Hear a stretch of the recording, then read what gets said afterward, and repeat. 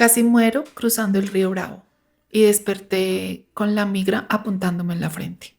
Nos subieron a varios camiones, se paró, frenó, sentimos que frenó muy fuerte de repente y empiezan a gritar, ¿cuántos son? ¿Cuántos son ahí? ¿Cuántos van?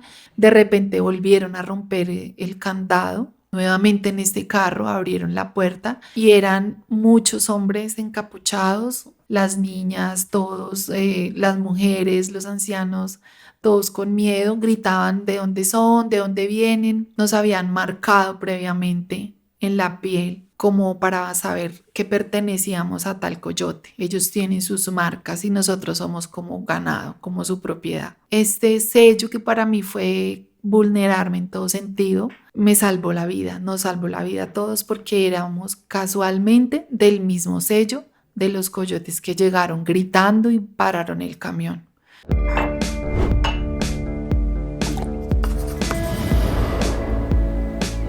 Lo que callamos hoy toma voz.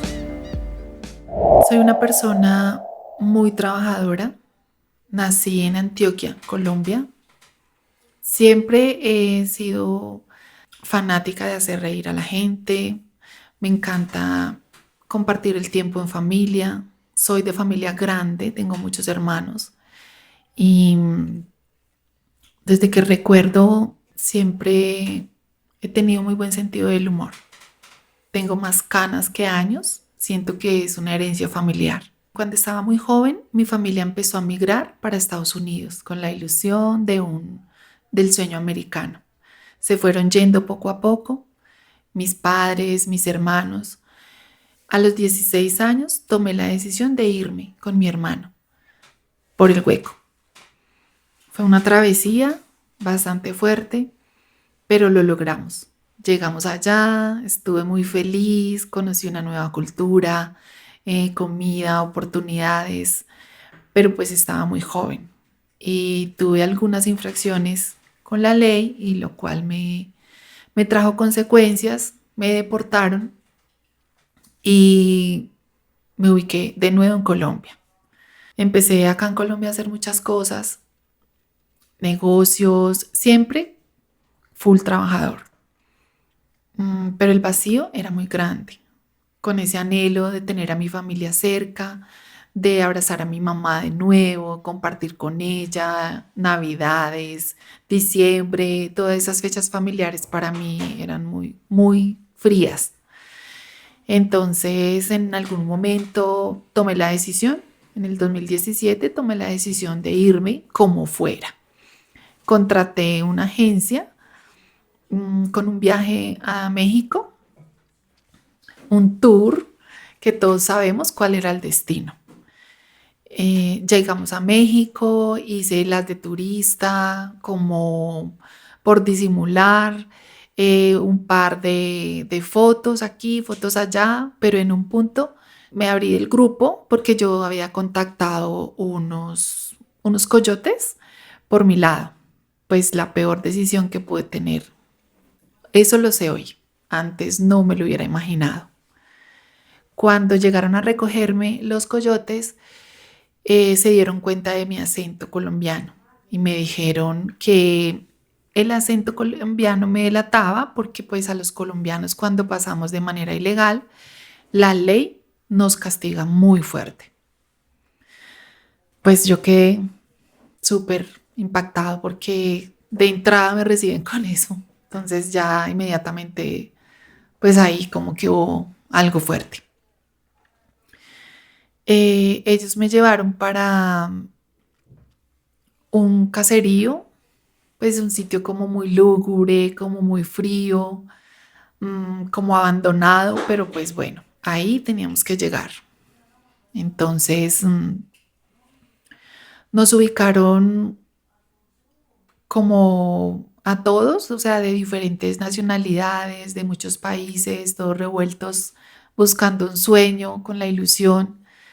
Nos ubicaron allí, yo, pues mientras que esperábamos que fueran a recogernos, un camión, lo que nos decían, no podíamos tener comunicación con mi familia, ellos no sabían dónde estaba yo, no me podía prestar un teléfono, no es permitido. De repente yo les di comida para que plata para que me compraran comida, porque pues yo sabía que el trayecto iba a estar pesado, entonces al menos comer.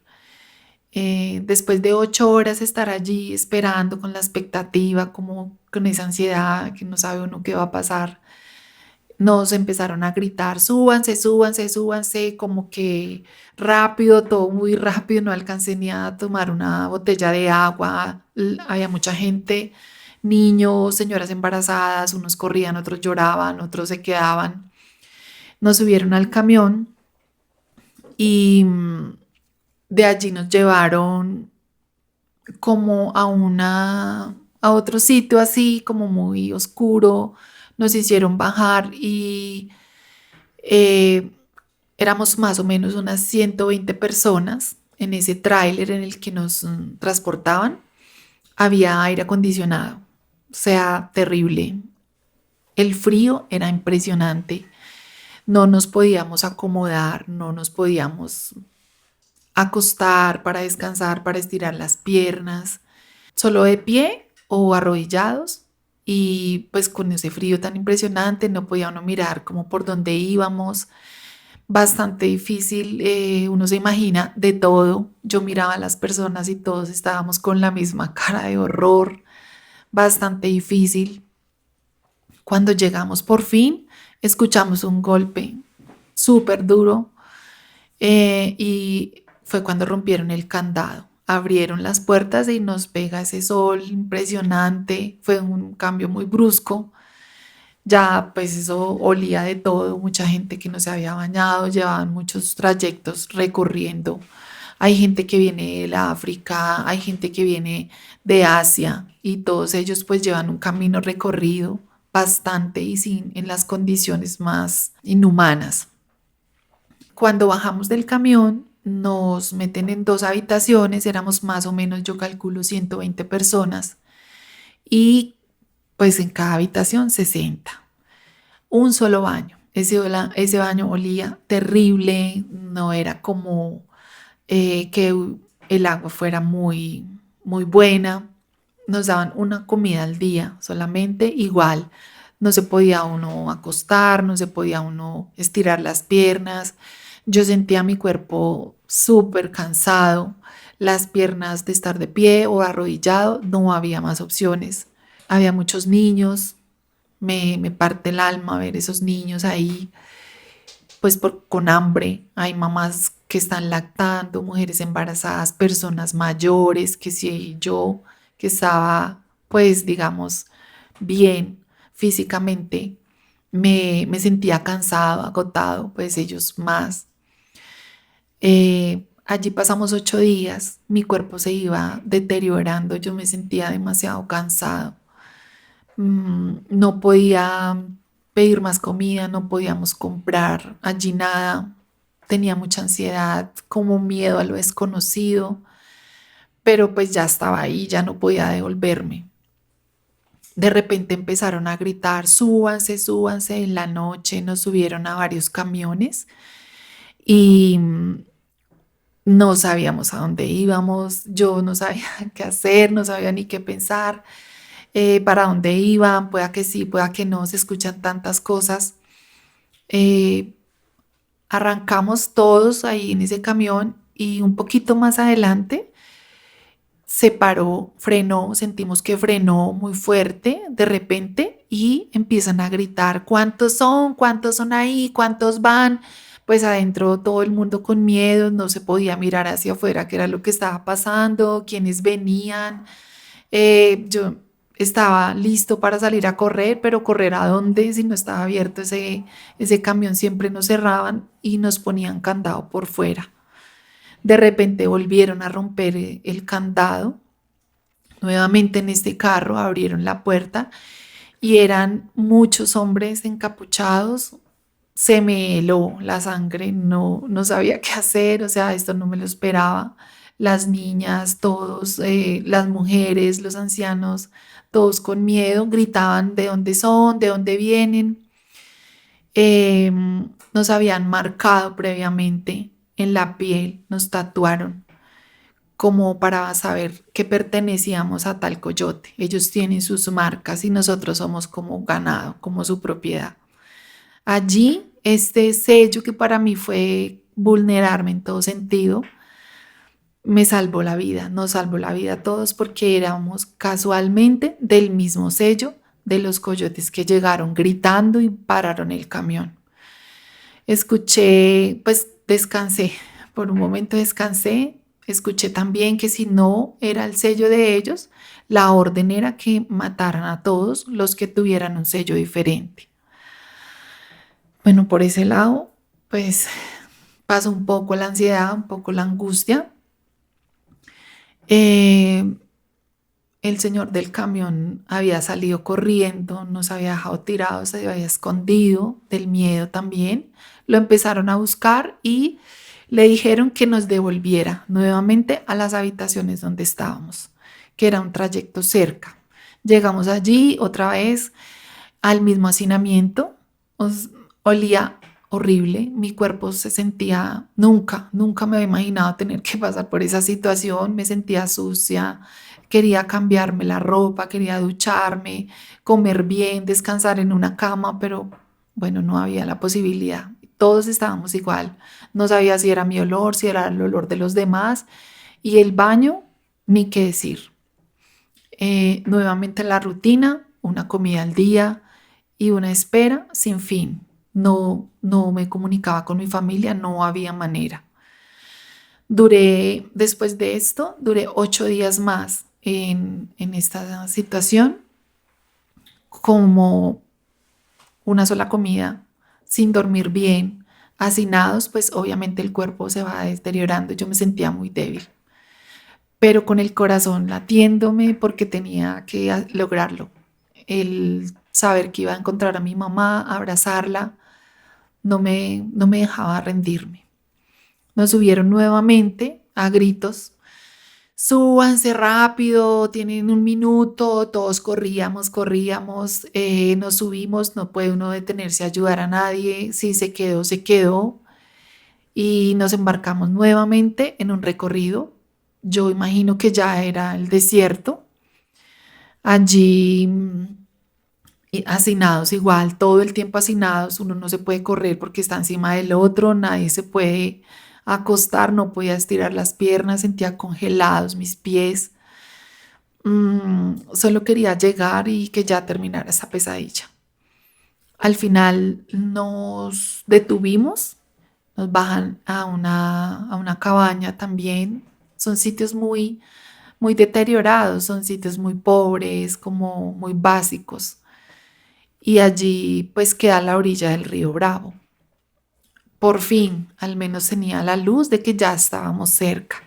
No sabía cuánto tiempo esperar, pero cuánto tiempo faltaba, pero ya por lo menos habíamos avanzado un poco. Mi cansancio, ni les digo, o sea, era impresionante. Hambre, sueño, frío, olía feo. Bajamos allí, en esa cabaña, nos separaron por países. Como yo ya tenía miedo de ser colombiano y decir, y mi acento, pues yo me hice en la fila con las personas de Guatemala. No me daba miedo hablar, no quería ni preguntar ni expresarme porque sentía que con eso ya me iban a hacer algo. Tenía mucho miedo. De repente se dividen los grupos por países. Allí estuvimos 8 días más deteriorándonos el cuerpo. Yo me sentía súper agotado. Eh, Soñaba con comerme algo delicioso, mi comida favorita, o tomar agua al menos sin tener que medirla. Después siento que ellos esperan allí en algún momento cuando la guardia baje. No sabemos a qué hora, no sabemos cuándo, pero ellos sí saben, ese es su trabajo. Y en ese momento nos dan aviso de que saliéramos, empezamos a inflar los botes y nos dan 2 botellas de agua, que 2 botellas de agua realmente no es suficiente para todo el tiempo que llevamos allí deshidratándonos. Me quería devolver, dudé muchas veces de que era la decisión correcta, me sentí con ganas de rendirme, decir ya no más, me entrego, pero pero yo iba detrás de algo y no podía quedarme ahí. Me sentía muy cansada, muy agotada.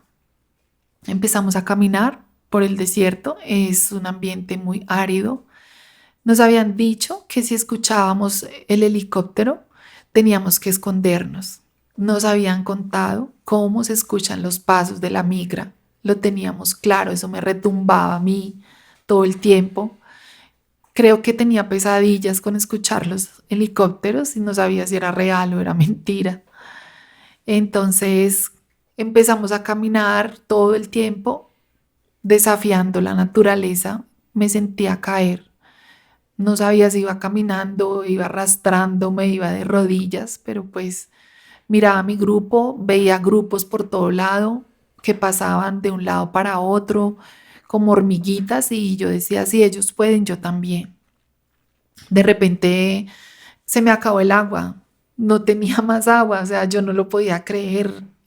Miraba a todos y tenían un poquito, el agua es como lo más preciado en ese momento y pues no, ni modo de decirle a alguien, dame tu agua, sencillamente se me acabó y ya me sentía agotada.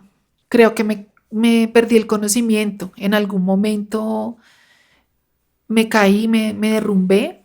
No sé cuánto tiempo estuve ahí, no sé cuánto tiempo pasó, pero cuando volví en sí, cuando volví a recobrar la conciencia, estaba el helicóptero de la migra sobre mí. Ese sonido que había tenido todo el tiempo en mis pesadillas era real. Ahí lo estaba viendo, ahí lo tenía sobre mí. De repente los pasos que eran como mi fantasma todo este tiempo en esta aventura estaban y eran reales. Me cogió la migra, nada que hacer, o sea, ya. Miré para todo lado, quería gritar, quería correr, pero mis fuerzas no daban. El grupo ya no estaba, creo que me dejaron, no sé cuánto tiempo estuve allí tirado, inconsciente, pero fue el tiempo suficiente para quedarme solo. La migra me cogió, me dijeron, lo dejaron, lo abandonaron. Yo no podía, no tenía fuerzas de hablar, sentía que quería expresarme, pero no podía. De repente me dieron agua, no sé por qué, no entiendo por qué les hablé en inglés y ellos pues como que me entendieron, me respondieron, pasé una malla, ellos me tuvieron que cargar, no, yo no podía solo. Pasé una malla, me pidieron papeles, me tomaron fotos, me sentía terrible cuando de repente llegó todo el grupo con el que yo estaba haciendo la travesía, los capturaron también. Me dolió en el alma sentir que todo lo que habíamos pasado esos días, ese aguante, ese sacrificio, ahí quedó allí, quedó en el momento en el que nos cogió la migra. A todos nos documentaron, nos hicieron como las fotos. Pues obviamente lo que tanto temía salió mi proceso. El proceso de hace tantos años, de los errores que cometí en mi juventud, que fue una embarrada, sí, pero pues fue muy joven y quedé marcada ahí con eso, por lo cual empecé esta travesía y no podía pasar legalmente, salió ahí a la luz como mi fantasma. Entonces me mandaron a un penal, allí me ponen uniforme naranja. Cuando entro yo al patio, más o menos unos 5.000 presos, era yo, solamente yo, con uniforme naranja. Para más. Todos tenían uniforme blanco. Yo era de uniforme naranja. Me sentí una pesadilla, todo el mundo me miraba, lo peor que uno se puede imaginar, llegar a un sitio de esos y ser el punto de encuentro de todas las miradas. Yo pregunté disimuladamente que por qué mi uniforme era naranja. Entonces resulta que nos lo dan a los reincidentes. Entonces yo era reincidente en ese momento y por eso tenía el uniforme naranja. Pero el mensaje que estaban recibiendo todos los demás era que yo era un monstruo, o sea, yo un monstruo. Mm, que era el peor delincuente, que había hecho quién sabe qué cosas y eso me trajo muchos problemas, me dificultó mucho ese proceso y más como tratar de relacionarme. Yo que, como les contaba, siempre he sido de calor humano, de conectar con la gente, de sentido del humor, así sean las peores circunstancias, nunca me falta. No, para mí fue muy difícil con ese uniforme. El juez, digamos que lo único bueno en este proceso fue que pude hablar con mi familia después de mucho tiempo que no sabían si estaba viva o si estaba, dónde estaba. Entonces pude comunicarme con ellos, pues no podía creer que estaba yo en el mismo país, cerca de mi mamá, a unos pocos kilómetros y no la podía abrazar. Eso me arrugaba el corazón, real, porque todo esto valdría la pena si yo hubiera podido tener ese encuentro, ese contacto que tanto he tenido presente y que tanto he querido buscar. El juez me dio 15 meses de sentencia porque pues el proceso anterior mío ya estaba muy antiguo, entonces esto digamos que me favoreció de cierta manera por darme una condena pequeña, pero pues en estos 15 meses, debido al tema que estoy hablando, que fue difícil integrarme para mí, recorrí 8 cárceles de Estados Unidos diferentes. Bastante difícil, bastante fuerte, en una situación que nunca me imaginé pasar y pues puedo decir que dentro de todo estaba vivo, estaba seguro, porque atravesar el desierto todo el tiempo sientes que está en riesgo tu vida. Después de los 15 meses de pagar sentencia, sin poder ver a mi familia, que era mi objetivo, sin poder encontrarme con ellos, pues no, ya no vale nada la pena, no tengo nada que perder. Me deportaron nuevamente, cerrándoseme definitivamente las puertas de mi hogar, porque yo iba tras mi hogar, yo iba por un abrazo de mi mamá, yo iba por una conexión real con mi familia, que las he extrañado durante mucho tiempo, pero no fue posible. En cambio de esto, tuve toda esa historia que quería contarles y después de todo esto, puedo decir que un migrante no es un delincuente, no es un peligro para la sociedad. Solamente lo hablo por mí, por la gente que vi. Solamente somos personas que queremos reunirnos con la familia, que queremos abrazarlos, que queremos ponerle quizá un poquito de, de mejor calidad de vida a nuestra familia. Un papá que quiere poner comida en su mesa, una mamá que quiere abrazar a sus hijos.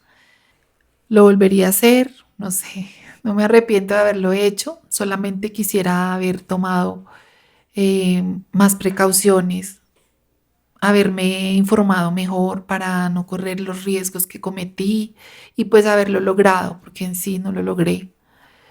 Queda el vacío de que quise encontrarme con mi familia, quise abrazar a mi madre, no los pude tener.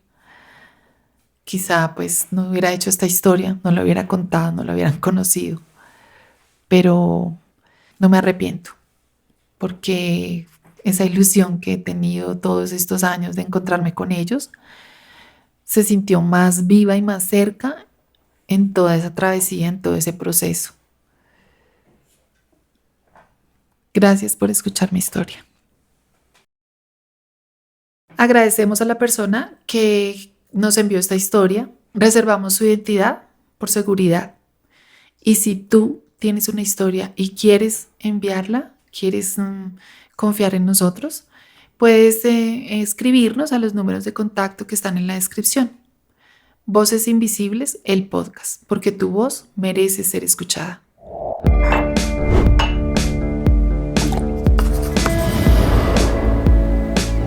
Lo que callamos, hoy toma voz.